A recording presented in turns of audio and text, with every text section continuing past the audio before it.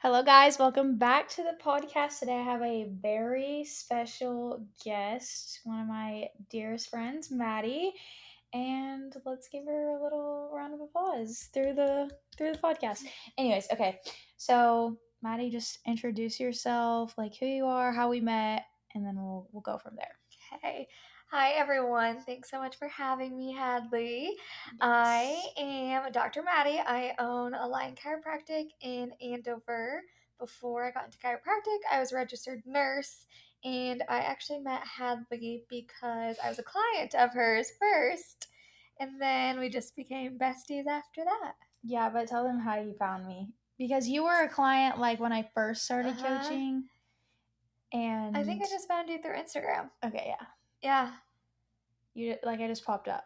I think I was following you. You might have been competing or something at the Oh yeah, time, bodybuilding. and then started your own thing. Yeah. And then you But you were weren't on your own yet. The very no, first time. no. Yeah. And then you were like one of my very first like clients when I started, Yeah. and you were the worst client ever. Probably. That sounds No, right. you were. But you were just like finishing up chiropractic school, I think. No, I would have, the second time around, I would have been finishing up school. Pretty sure I was in school. We were working. You were in school, Yeah. and you were also doing nursing, Yeah. and so you were I just just like never responded to her. you were stressed. You were doing too much. I was like, doing this. a lot. I was like, this girl's doing too much. But yeah, why? Okay, so let's backtrack. So you were a nurse before. Yes. Why initially did you go into nursing? I went into nursing. I knew from a very young age I always wanted to do something in the healthcare field and I wanted to help people. I had a great grandma who, for my whole life, was in a nursing home. Um, and so we'd obviously go visit her frequently.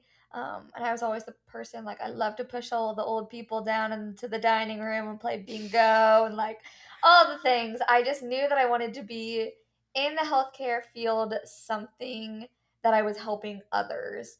Um, and then specifically, what drew me to nursing is I wanted to be a CRNA, a nurse anesthetist. So becoming a nurse is just like a stepping stone for that. Yeah. So that is why I went to nursing school as a prereq to eventually become a CRNA. Yeah, but that's not where you ended up. So why? That is not where So I I ended guess my question is, up. how did you like being in nursing? The field itself. Yes. I will preface it by saying that I would not change anything about my journey. If I went back and did it all again, I would do it the exact same way and I would still go into nursing. But once I was in nursing, it was nothing that I thought it would be. Um, as far as just the scheduling, I hated the schedule. So you had to work 3 12-hour shifts a week. Usually I picked up extra because the money was good. But I'm a very type A consistent person, and my schedule wasn't consistent. So one week I'd work Friday, Saturday, Sunday. The next week I would work Tuesday, Friday, Wednesday. Like there was just no consistency in my life, and I hated that aspect of it. And then when you work a 12-hour shift, it's never actually 12 hours, it's more like a 14-hour day. So like just consumed my whole day. Like there was, yes, eventually I found a routine. Like I could wake up at astronomically early hours and go to the gym and like do all the things, but it just wasn't ideal for what I wanted my life to be. So as far as just like the structure of nursing, that didn't serve me very well. And then also just being in the hospital and learning how the medical world worked definitely steered me away from wanting to continue on and become a CRNA and things like that. It just went against a lot of what I thought morally was right, what healthcare should be, things like that. I graduated in May of 2020. So I graduated right in the middle of COVID. And so there's a lot of things happening in the hospital, and everything was just like system based management. There was no like lifestyle factors or corrections or let's actually get people healthy. It was just like, okay, this person is 100 pounds overweight, their blood sugar's high, let's just give them insulin and let them have a cheeseburger and ice cream for dinner. Yeah. Type situation. And they discharge them on insulin for the rest of their lives. And like, okay, but the antibiotics and the steroids are making their sugar high. Then they eat a cheeseburger, so of course it's going to be high. Right. So things like that definitely started making me question that and if I would be happy staying there in that environment. Yeah. You said you graduated during COVID. Do you feel like had you been like graduated at a different time, like not in that COVID era, you maybe would have a different perspective or taste in your mouth? Because I mean, I can get that. I feel like just anything that happened during COVID felt I awful. honestly don't think so because the part of nursing I liked is I liked the life-saving measures of it and how like intense and I don't even know what the right word is, critical I guess it was. Like I mean, I was literally a month out of nursing school and I was keeping these people alive, literally. Yeah. And that is like, I like the high intensity, emergent life or death situations. And I was in those. During the time, no, I was scared shitless. I literally didn't sleep ever because I had the worst Yeah. anxiety ever that I like killed somebody. But like, that is definitely the part of nursing that I like. And that's not always the side of nursing that you get. And so I did like that side of care, I guess. Yeah. What unit were you in, I guess? When I first graduated, I worked on the neuro ICU and I worked there full time for a year and a half. Or no, just a year. Then I went to chiropractic school and I just worked PRN there. And then at the end of chiropractic school, I moved back to Wichita and I worked medical ICU. Yeah. So intensive Yeah. care unit. Wow.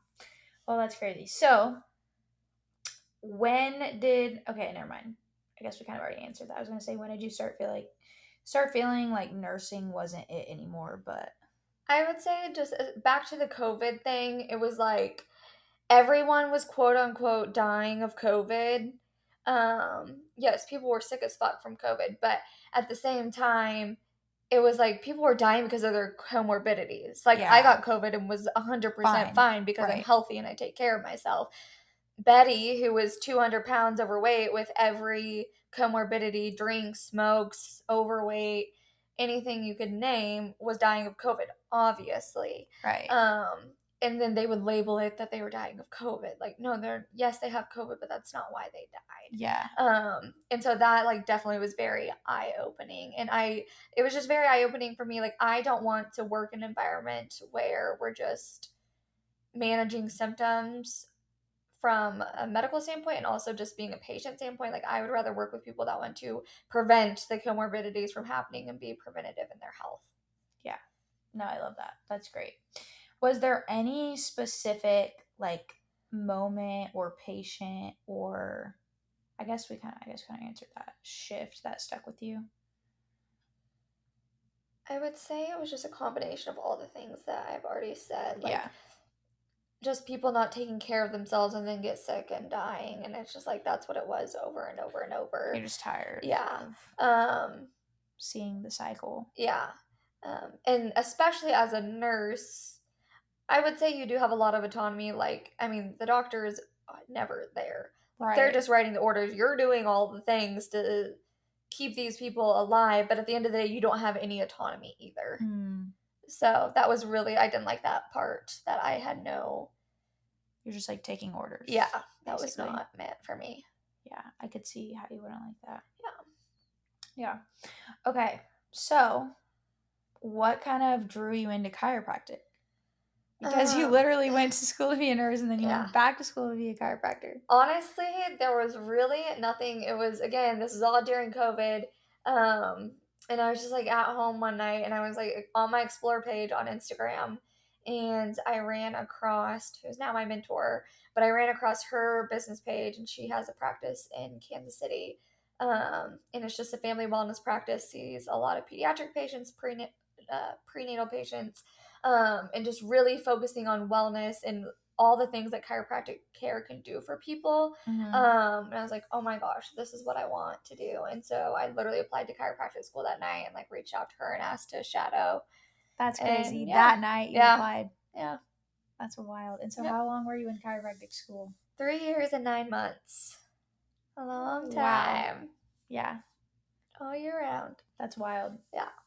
Okay, so what did people say when you told them that you were switching paths? Like, how are your parents? Like, were they supportive? What did people say? I think people were supportive. I mean, everyone in my life was supportive. Right. And I've always been someone that I just do what I want. So nobody was, I don't think anyone was really surprised. If anything, like, I think people are like, are you sure you want to do this?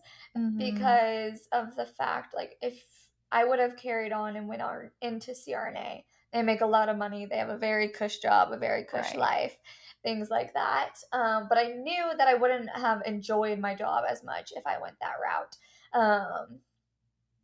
And I love my job and I love my life now, so it was 10 times over and over worth it. But I would say nobody in my life was surprised. I think they were surprised by chiropractic, but I don't think anybody was surprised that like I changed my mind and what I wanted to do, and everyone was very supportive. Um, Definitely like coworkers and doctors were Yeah, I surprised, feel like but there's a lot of people that are like anti chiropractor. yes, especially in the hospital. Yeah. Yeah. You should, yeah, touch on that. Like, what are like the misconceptions about chiropractic? Because I hear, and I've told you this so many times, so like so many people are like, chiropractic is a scam, like yada yada yada. So I want to hear your perspective. I guess from like a medical standpoint, the number one thing that is misconcepted is that chiropractic care causes stroke. There's no evidence-based research that shows that chiropractic care causes strokes. Um, the strokes that people have seen that have happened are because the person is already actively having a stroke and the doctor that's seeing that patient fails to recognize that they're having the Okay. stroke and still continues to adjust them. But it would be no different than you slamming on your brakes and whipping your head by not paying attention. Like, the adjustment itself does not cause stroke. Mm.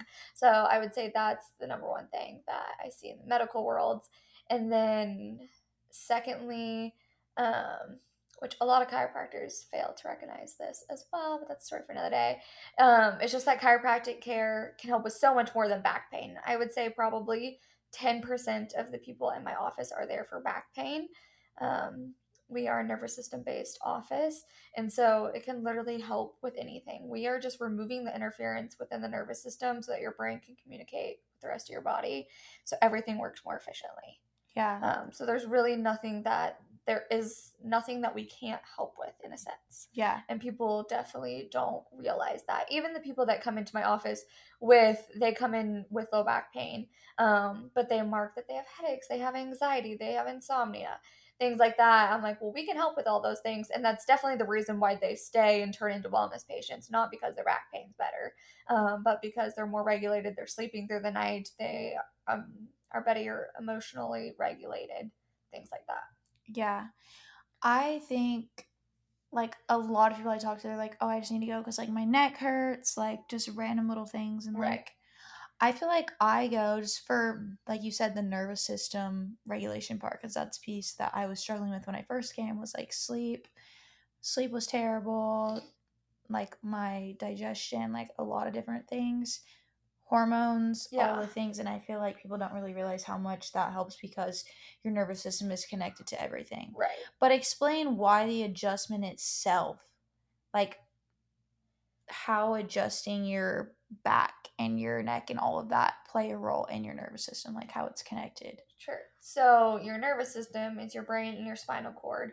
That controls every fiber of your being. So your brain sends messages to your knees, to your feet, to your bladder, to your back, to your brain, to your ears, whatever. So your brain sends nerves down your spine and they exit at every single level of your spine. And so when there's tension in the spine or there's not movement in the spine, things are stuck, it pinches down on those nerves, and that's what stops that brain to body communication. So, for Mm, example, if you have stress in your low back, then that pinches down on those nerves that leave that area, which can go directly to your reproductive organs. They go to your large intestine, they go into your bowels, your bladder. So then someone has constipation, or I see a lot of infertility patients. All they can't get pregnant, but there's a lot of stress there that's keeping the brain from talking to those reproductive organs, so they're not functioning fully to their maximum potential. Yeah, that makes sense, because I don't feel like people understand that No. about chiropractic at all. And so the thing about chiropractic too is like your body functions as one unit. It's not like, I think when you go to the doctor, you know, they're just looking at the kidneys, if they're looking at the kidneys, or they just look at the liver, or whatever it is, versus like your nervous system is one huge unit that controls your entire well-being. And so it doesn't matter if the stress is in your neck or it's in your low back. We're just looking for those areas where there's stress and there's tension, the tone's not right, and removing that interference so that things can work optimally. Yeah, I love that. That was a great explanation of that. Okay, so my next question is, did you have any like personal health issue that chiropractic helped with specifically? Or no? Like before I went to school? Yeah. I would say yes. I definitely did. So I would say their offices that I went to as a kid are very different than my office now. Yeah, totally agree. When I was a kid, I was in, I don't know, 7th grade. And I was a gymnast at the time, and I was just having excruciating back pain all the time, and my legs would give out. I just remember like one time I was playing in a softball game, and I bent over to pick up a ball or something. I literally just like collapsed right there. And so my parents are a lot of like tough love, which definitely has made me who I am today. But for a long time, they're like, you're just out of shape, like things like that. You need to build your core, run more, do more in the gym so your back's not hurting when you tumble, things like that. Yeah. And like that's what my coaches were saying too. So anyways, when my legs gave out, my parents like, okay, maybe something is a little bit further or wrong than we thought. And so I went to the doctor, and long story short, they diagnosed me with something called spondy. You still have it? Yeah, it's something that doesn't go away. Oh, okay. You basically just stabilize it and make sure that it doesn't get worse. Okay. There's like grades of it. Mine was, knowing what I know now, mine's a grade 1. It goes up to grade 4. And then I had also fractured part of my vertebrae, and they found that. And so we just went to like a traditional medical doctor. Actually, back up. I went to the chiropractor once that happened, and they were the ones that found that I had the spondy and everything, and sent me off to a medical doctor for like further imaging and things like that. And they were trying to get me to have surgery and like put me in a brace and all these things as a 7th grader. Like was telling me I would never run a day in my life, all these things. Yeah. And so my parents were like, well, yeah, absolutely not. She's 12 years old. She's not having back surgery. And she's never, obviously, like they told me I couldn't even do PE class, like things like that. So then I may as well be in a wheelchair. Yeah. So I ended up going back to a chiropractic care, or went back to a chiropractor. And I did chiropractic for like 3 times a week for probably like 4 or 5 months. And I've been fine since. Again, spondy never goes away. It's just something you kind of manage and make sure that it doesn't. But I've never stopped being adjusted also since then. What is the specific like definition of? So you can have a spondylolisthesis, means that your vertebrae can slip. So it can either slip forward or it can slip backwards. So when you draw a line down your spine, everything should be in a nice like uniform line and follow the leader basically. And then if you looked at my spine, some of my, 2 of my spine are pushed forward from the rest of the line, I guess. And again, like especially knowing what I know now, like a grade 1 is like fine. Like yes, I was in a lot of pain then. I've since managed it and I'm fine. Yes, I still have pain with certain things. I just know what caused me pain. I don't do them. But I would literally never, ever send someone to a surgeon for like a grade 1 spondy ever. Yeah. So, yeah. Wow. I didn't know any of that. Yeah. So that's what initially, I guess that was my first experience with chiropractic care. Okay.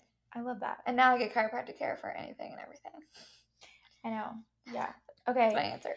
Okay, what do you believe about the body now that you didn't maybe back whenever you were nursing?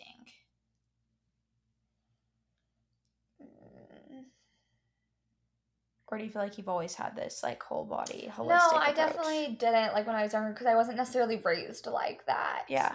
Like when I was sick, I would go to the doctor and I would get an antibiotic for Right. colds, whether it was viral or bacterial, which is silly, but Right. that's just what they do.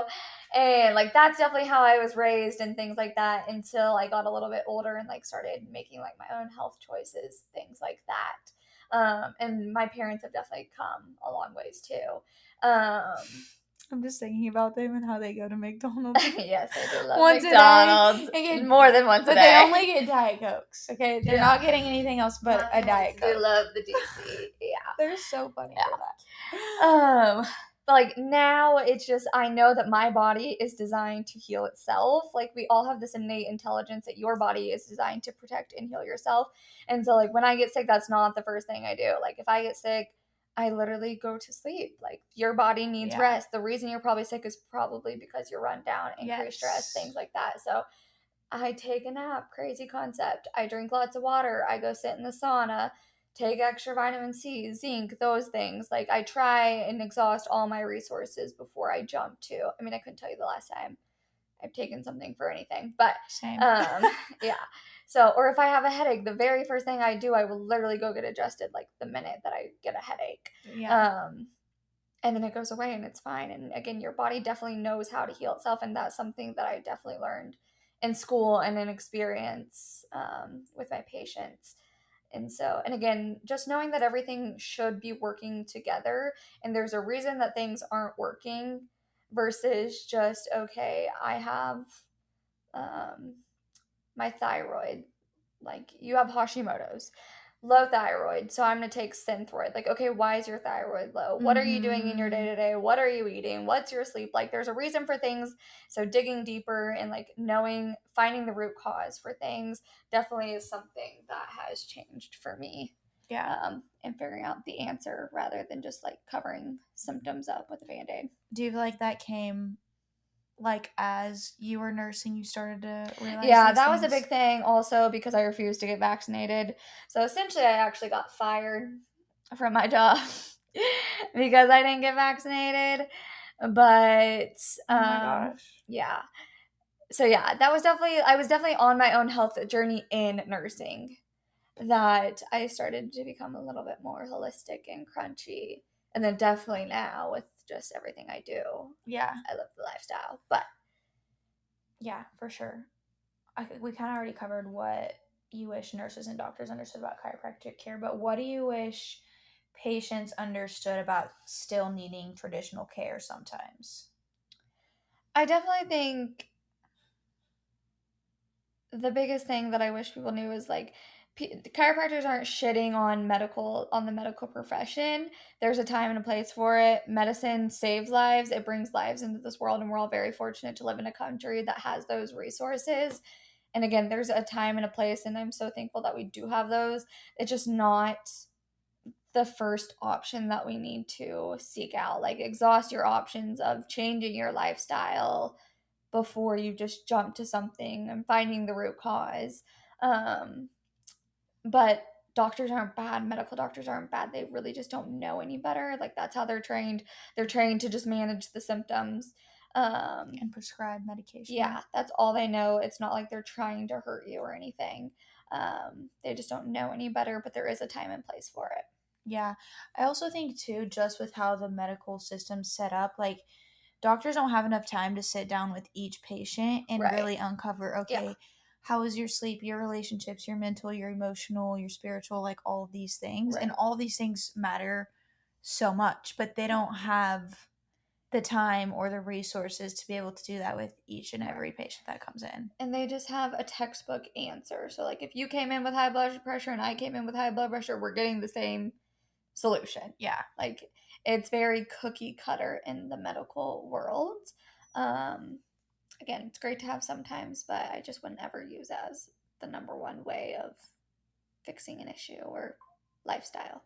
Yeah. I think if anybody's dealing with any, like, digestive issues, hormone issues, like you talked about, thyroid, any reproductive things that can be fixed from like a inside out approach, I think everybody needs to start there. Like you said, everyone needs to start at the lifestyle changes. Yeah.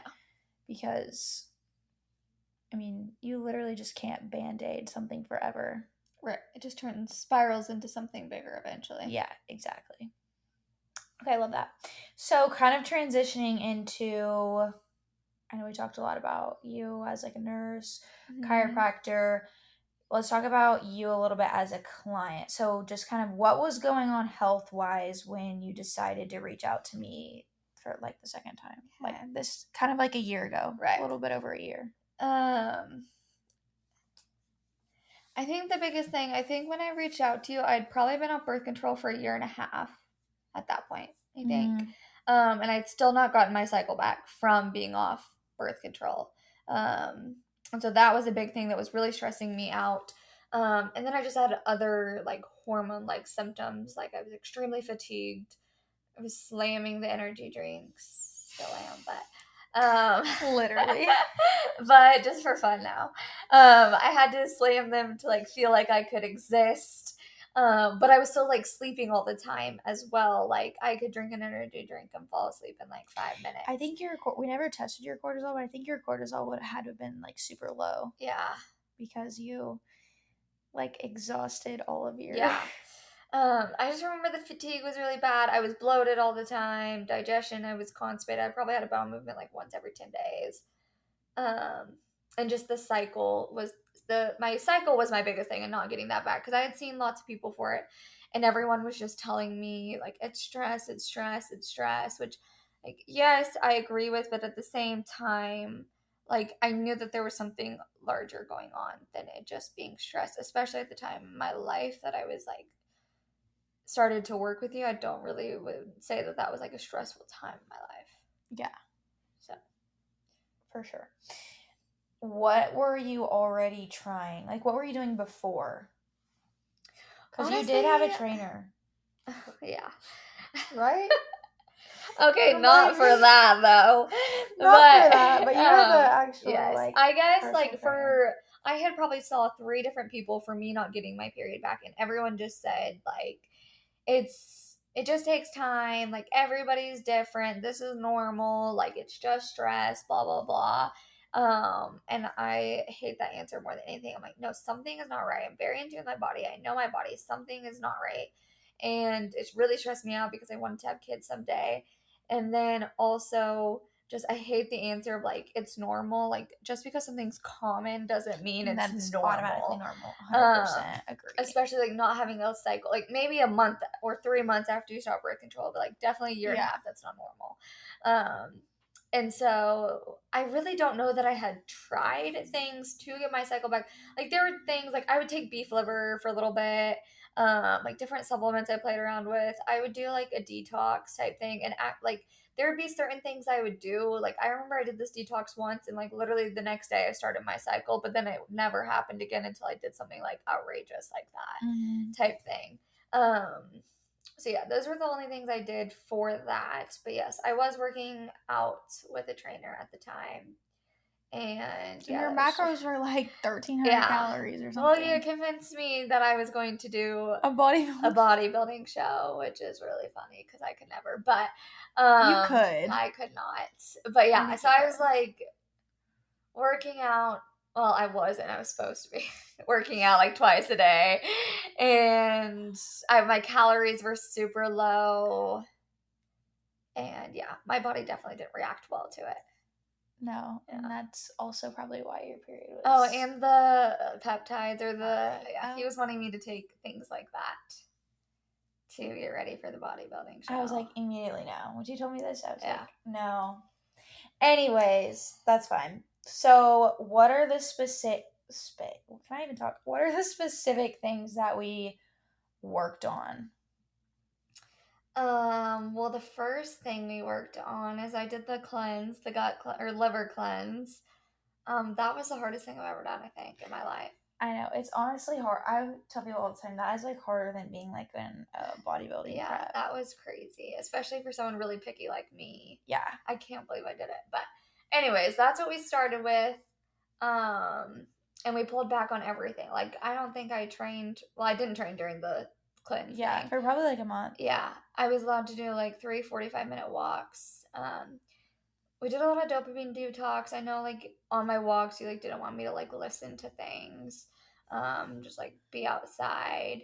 It was basically just a detox of, like, everything. Yeah. Like, on it is, like, no added sugar, no... It's basically like a Mediterranean-style diet. Yeah. No caffeine, no corn, soy, dairy. Literally nothing. For 2 weeks straight. Yeah. It's rough. Something else I remember working on is, like, trying to regulate my circadian rhythm. Mm-hmm. Because that was a really hard time because I was also nursing. I was, like, nursing and opening a business. Yeah. At the same time. So, like, sometimes I would work from 6 a.m. to 8 p.m. and then other days I would, like, be in the office. Like, there was no, like, routine in my life. Yeah. My body did not like that. So those were things we did in the beginning. But you stopped nursing, so... Yes. Thankfully. I did, thankfully. Which is, I mean, you would not even be able to do that now. Heck your no. business has just popped off so much, no. which is great. Okay. What shifted for you physically and mentally during the time that we worked together? Physically, I would say I've definitely body recomped in the past year, 100%. But we haven't even tried to body recomp either.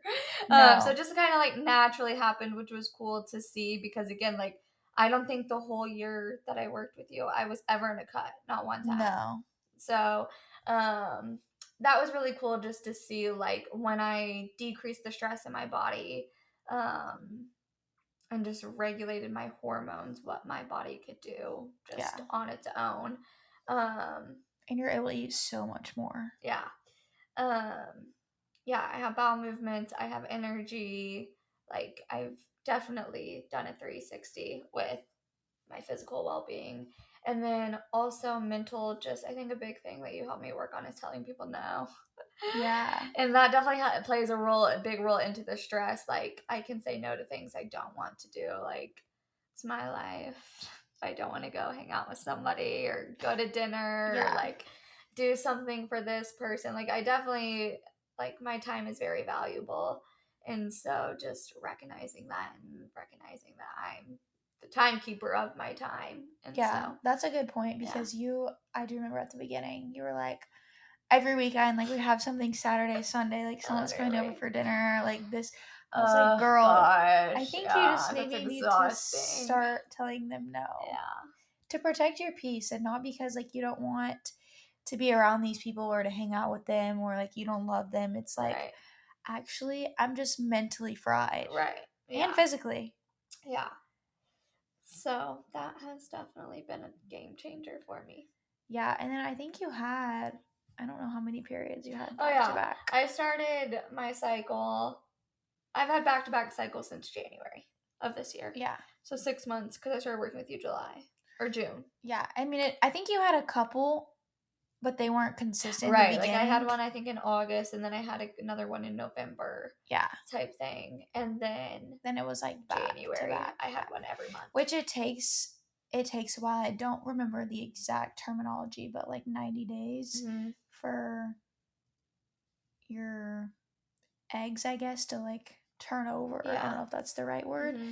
So it makes sense that it takes that much time. And so say like something stressful happened, super stressful in my life happened today, like that impacts my cycle 3 months from now. Right. Which is crazy. Yeah.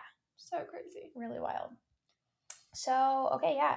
Did anything specifically surprise you about the process, the coaching process? Or like just what happened within your body in itself? I think also like I just said not too long ago, like it wasn't when I started working with you like a stressful time in my life.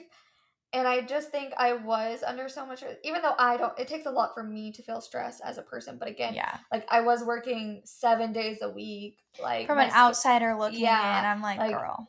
Yeah. So maybe I didn't feel like it was just the grind to me. I had to do it. Like, again, it paid off. Yeah. So I think like that was surprising that just like recognizing that and removing that, because people, again, they were just telling me I was stressed, and that's why I wasn't having a cycle, but like nobody was doing anything to help me eliminate the stress. Yeah. And stress also in the form, like I was definitely came to under eating quite a bit. So like just in fueling my body, making sure I'm sleeping as much as I could when I could, not working out. I mean, I think when I came to you, I was probably doing an hour stair stepper like every day. Yeah. And so like just removing things like that from my life and just seeing how my body could regulate when I removed myself. Like I didn't realize I was in the stress state that I was, but what it feels like when you get removed from it. Yeah, just like a breath of fresh air. Yeah. Like, oh my gosh, Yeah. my body can actually function. Yeah. Normally. Yeah, I love that.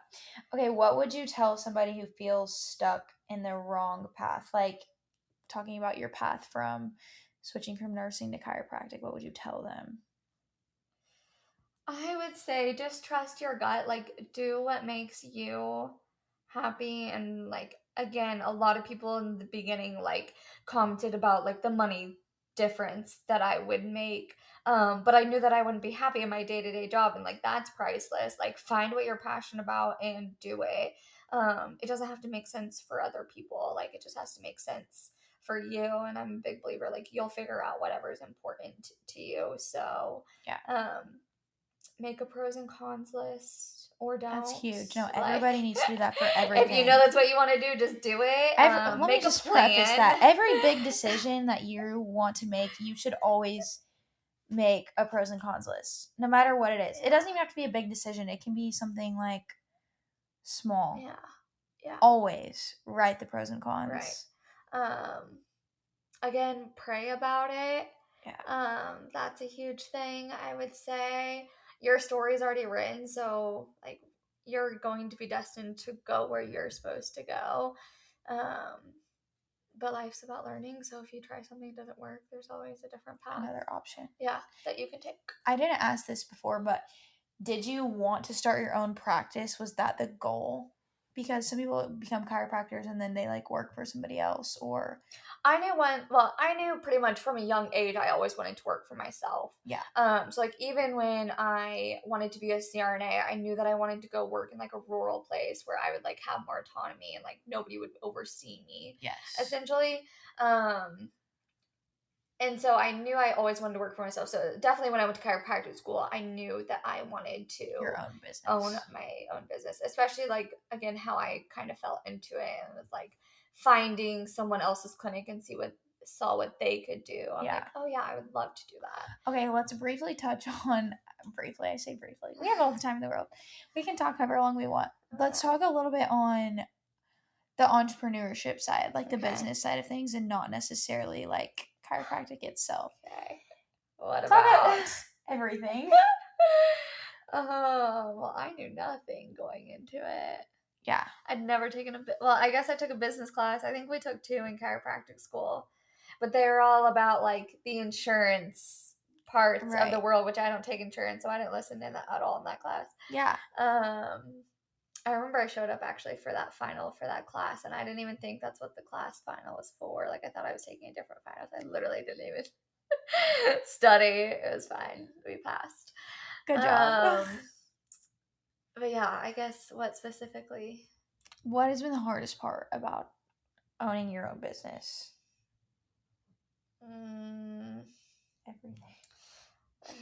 Everything.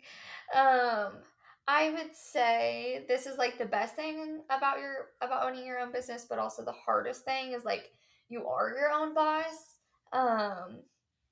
And like, yes, I just don't think people realize the time that necessarily goes in to running your own business. Like, yeah, I'm open. I don't even know how many hours a week I'm open. Like, I'm probably open like 35 hours a week, like to see people. But I work probably like 60 hours a week. Right. Just on like the back end. Yeah. The back end, marketing, like notes, things like that. Like coming up with ideas to promote your business better, like different ways to run different systems, managing employees, things like that. So I definitely think it's nice because you do have the freedom to do what you want because it is your own business, but there's a lot more work that goes in it. Like, I don't just I get off at 1 on Fridays. It's not like I just shut my laptop and not think about work till Monday morning at 10. You're always thinking about it. I think that's the hardest part about having your own business is like, it's always on. Right. Like, I go to bed thinking about it and I wake up thinking about it. 100%. Every day. It doesn't matter if it's Saturday or Sunday. Every day. Like, it's always there. And sometimes that is so exhausting. Yeah. I agree. I think it definitely helps, like, set aside times or days out of the year to just try not to do, like, I remember I took, like, one day off in March. Like, a random day where I didn't do anything work-related, and that was the only day I've had this year that I didn't do something work-related. You're going to have more of those coming soon. Yes, I am. But, no, I get that for sure. I try Sundays, but, like, I still do something. Yeah. And it's, like, not even, like, just the people that are available to you. Like, just people messaging you on Instagram asking a question. Right. Even if it's on Sunday. Like, you're still working. That's still work. Yeah. I think it's hard to, like, differentiate, like, when I am getting on social media, like, okay, is this for my consumption or is it for me responding and DMing other people? Like, you're always on, no matter what. Yeah. And I think that's the hardest part. It's like you never fully. And you never know who you're going to run into in, like, the grocery store. That'd be like, hey, your daughter's walking on all 10 toes. Like, here, come see me. I can help you with this. Like, you know, you always have to be, like, approachable, presentable. And again, you never know. You don't want to miss an opportunity. You know that you have the tools to help someone. Yeah. So why would you not want to share that with anyone and everyone? So you're, like, always just looking for other people that you can genuinely help. It's not even from a sales point or, like, a financial or money point, but just, like, I have something to offer you that can help you and your family. Or, you know. Exactly. What's your favorite part about owning your own business? Just the autonomy? My favorite part of just, like, I guess, of owning my own business, not chiropractic. Yeah, do both. Okay. Well, my favorite part of chiropractic is easy. Just, like, seeing the results and, like, what it happens when you do remove the interference from the nervous system and how a body was designed to be and heal, and when it's functioning properly, what it can do. Yeah. I mean, I have tears in my office all the time because of, like, miracles that have happened, and I just think that's priceless. So that's my favorite part of the job. From an entrepreneur standpoint, I can't say that word. You said it. Entrepreneur. Yeah. Standpoint. I think just, like, every decision I'm in control of every decision. And so whether something good happens or something bad happens, like, ultimately that falls back on me. Yeah. And, like, even having employees, like, if there's something that they do that doesn't go well or that they do something wrong, like, again, that's still falling back on me. I train them. There's either a lack of understanding or something. Like, I just like the ownership, I guess. Like, there's no one to blame but me at the end of the day. You like that you're, like, in control of every facet. Yeah. Yeah, I like that. I feel like my favorite thing about specifically entrepreneurship and what I do is that I get to, like, I play the game. Like, you know, it's, like, kind of what you said, but I'm in charge, yes, and also it's, like, everything is just trial and error. Yeah. Like, what works and what doesn't. And it's basically like a game. Right. I view it as a game, and that's why I like it, is because... And it's really just, like, you versus you. Like, there's never once that I've been in practice where I'm, like, necessarily comparing. There's 9 other chiropractors. I couldn't tell you a single thing about them in Andover. Yeah. Like, you're literally just out there grinding with yourself. Yeah. Yeah. That's cool, too. Yeah. I love that. Okay. Where can people... Do you have any other... I asked all the questions. I was going to say, do you have any other questions? But I'm the one that was asking the questions. Yeah. Do you feel like there's anything that we missed? Or didn't cover specifically? No, I would just say the only thing I would add, if you were wanting to start your own business, is how difficult the marketing is. Like, that, I don't know, you have a marketing degree, so you might have a different opinion, but that is something that I spend probably most of my time on, is the marketing. Yeah, me too. Yeah, literally. And it's exhausting, but I think it's worth it. But I mean, I don't know how people succeed without marketing, literally. No, I mean, that is literally the backbone of your business. But yeah, that is something I would say. Like, if I were to go back to school, if I was younger, something that I'd probably get my degree. Well, I wouldn't change the fact that I got nursing. I just wish I would have like minored in like business or marketing or something that gave me a little bit more background on just business. Yeah. Before opening, because I knew nothing. I have to Google terms all the time. Really? Yeah. Yeah. My accountant will ask me something. I'm like, hang on, let me chat GPT what that means, and I'll get back to you. Yeah. I mean, I'm thankful that I have the like business degree for sure and marketing. But I don't know that it would like helped me. Maybe it did. Maybe it did, and I just don't realize it. Yeah. I just know nothing. Especially, with like social media, that's where most marketing is done nowadays. And it's always evolving and ever changing. Like what people like and don't like. Yeah. One time it's reels, the next time it's carousels, then it's Instagram stories. Just whatever you do, not use ChatGPT to make your flyers. Please don't. I'm gonna start blocking people. Me too. I'm gonna start blocking my mom's face. I'm like the 8.5 by 11 with the. It's like a big picture, and then at the bottom has all the information. It has the line. Yes, and it looks like a comic. Yes. And I can tell. I'm like, oh my god. The format's all the same. They're all the same. It all looks the same. Oh my gosh, it kills me. The exact same font. And if we're going to use ChatGPT, tell it to take the dashes out. M-dash. Take the M-dash out. We don't want to see the M-dash. I don't want 50,000 Replace emojis. with commas. Replace with commas. Tell it to say, because a lot of the times it will be like, it will say something like, I'm trying to think. You know what I'm saying, but it's like, it'll say, you wake up and you're tired and inflamed and bloated, and that's not normal. Or like something that's just like, it'll say something and then it'll have like a statement of like, and it's not this, but it's this. Or like, I feel like I really had to train my ChatGPT. Yeah. To like talk like me. Yeah, and it's just like, in the beginning it was bad. I'm like, no, reword that. That's not how I talk. I've been using Claude, but I think Claude's better for business. I think Chat's better if you just want to like ChatGPT how many liters are in a gallon or something. But make my macros hit this. But I do think Claude is better from a business perspective. Yeah, I mean, it just asks more questions to like get to the deeper behind it. Anyways, enough about the AI, because AI aggravates me. But okay, where can people find you on Instagram or wherever, work with you? Yeah, our Instagram and Facebook are Align Chiropractic Wichita, and then our website just alignchiropracticwichita.com. We're located in Andover. Follow us. My personal Instagram's at Maddy_girl. Maddy girl. You can message me there. But yeah, come find me. Yeah, everybody needs to go to her. She's the best chiropractor. Oh, ever. I love you. Yesterday, I actually had a headache, and then I went, and then I didn't have a headache. So, yeah, it's the magic sauce. The magic sauce. The missing piece. It is. I think everybody should go to the chiropractor at least once a week. I think I started with 3 or 4 times a week. That's the thing. You'll just get me on a tangent, but wellness is once a week.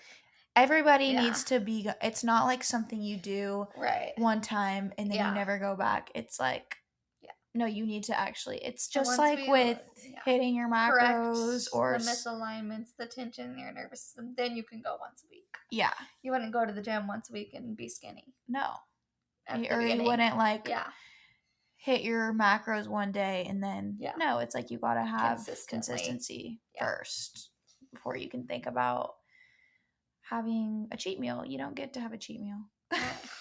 Anyways. You don't. Okay. Anyways, okay. Thanks so much for being on here. I hope you guys enjoyed this episode. And don't forget to reach out to Dr. Maddy if you need to go to the chiro.